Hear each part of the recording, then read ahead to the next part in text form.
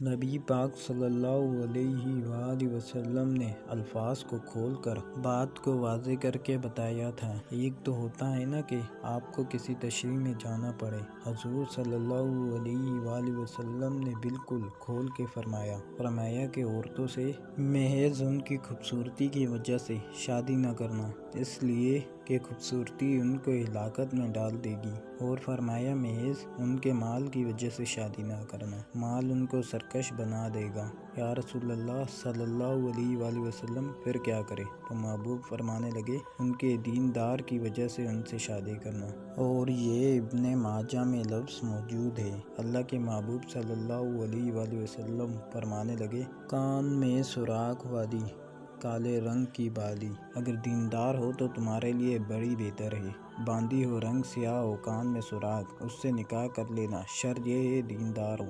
بہت اثرات ہیں ماں کے، لہٰذا اس انتخاب کے اندر باریکی کا مزاج پیدا کرے۔ اگر اپنے گھر کا ماحول ٹھیک رکھنا چاہتے ہیں اور اگر ماحول ٹھیک نہیں ہے تو آپ کروڑوں روپے لے آئیں، جس کے بچے ہی ناکام ہیں اس کے پیسے کیا کریں گے؟ آپ بہت بڑا گھر بنا لیں لیکن اگر بچے ہی ناکام ہو گئے تو آپ کی بڑی حویلی کیا کارنامہ سر انجام دے گی؟ اور اسی طرح کا معاملہ مرد کے ساتھ بھی ہے۔ نبی پاک صلی اللہ علیہ وآلہ وسلم نے فرمایا جب تمہیں ایسے لوگ پیغام نکاح دیں جس کا دین اخلاق اچھا ہو تو پھر اپنی عورتوں کا نکاح ان سے کر دو، اگر ایسا نہیں کرو گے زمین میں فتنہ برپا ہوگا، فساد ہوگا۔ نیک مرد جب ملے اس کے ساتھ نکاح کرو۔